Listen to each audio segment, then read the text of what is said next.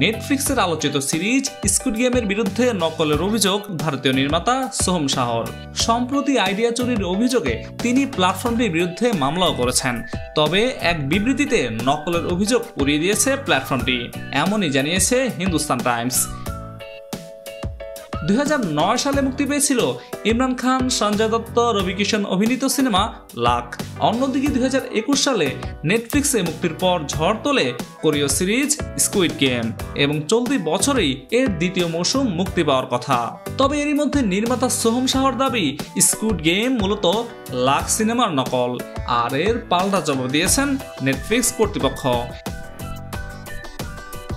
হিন্দুস্তান টাইমসকে নেটফ্লিক্সের তরফ থেকে জানানো হয় এই দাবির কোনো ভিত্তিই নেই।